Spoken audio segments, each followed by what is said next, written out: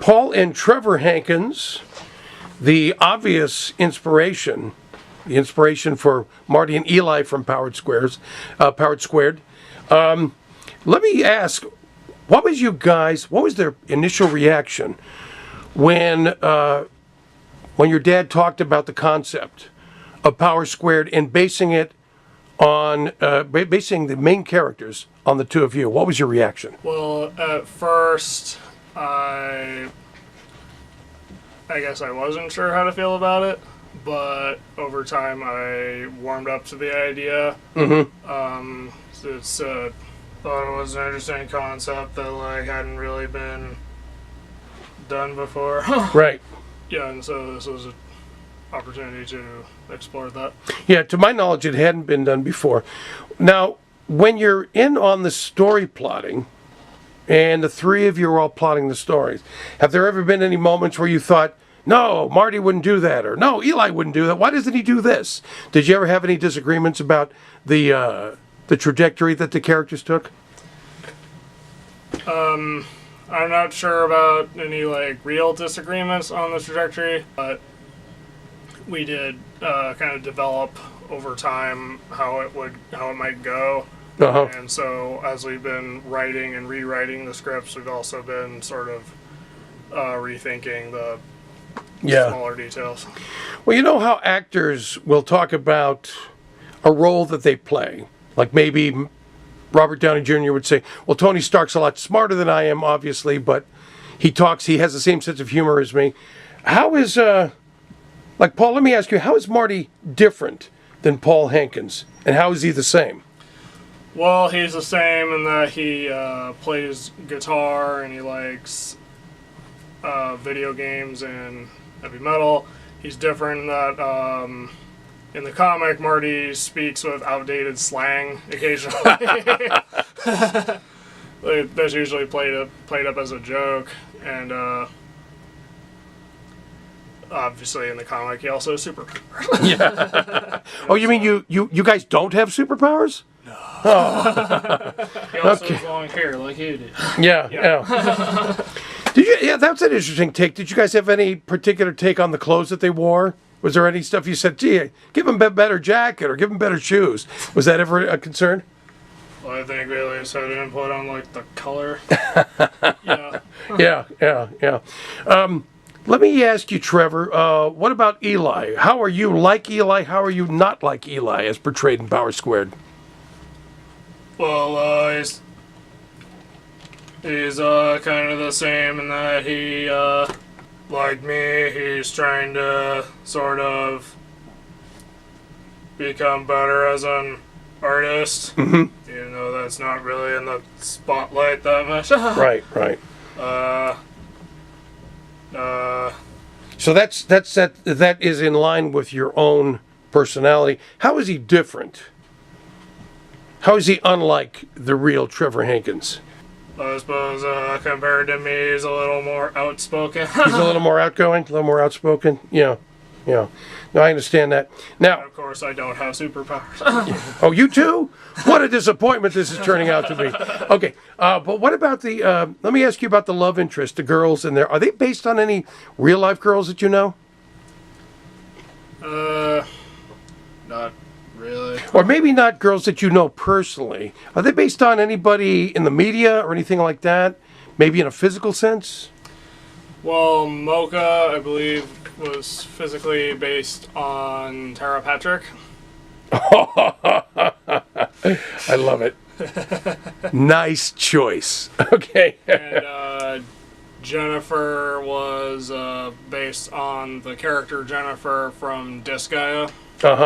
It's a video game. Right. So the with the when you guys have story meetings about it, is it mostly just plot you're talking about, or do you guys get into the dialogue of Marty and Eli? Do you ever give input as far as, I wouldn't say it this way, I would say it that way. Let's have Marty say it this way. Let's have Eli say it that way. Well, with the dialogue, we actually have had it where we see what Marty and Eli are saying, and that may not be 100% how we might speak in real life, or how someone our age would speak in real life. So we've ended up making the dialogue better match how we would talk. Right. In a sense, as far as the actual stories go,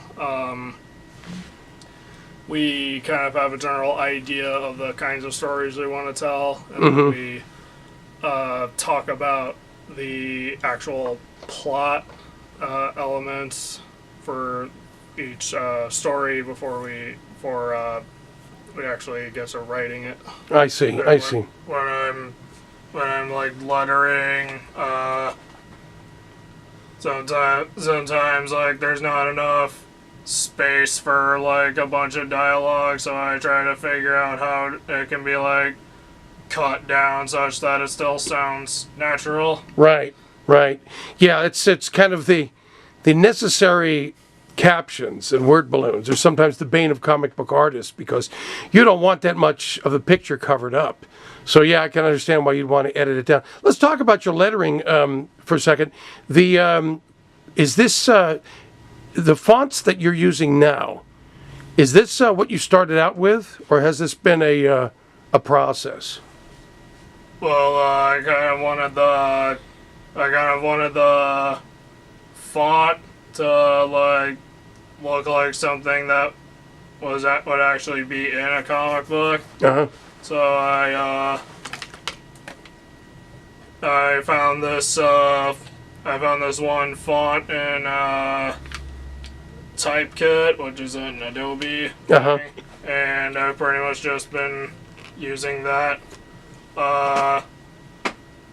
The classic comic font. Right. And in some future issues, I'm not doing the sound effects. So that gives me one less thing to worry about. Did you do, so you did the sound effects initially in the early issues? Yes. Okay. And I use a different font for those. Right. Do you remember the name of the font that you're using? For the sound effects? No. For just a regular classic comics font. What do they actually call that one?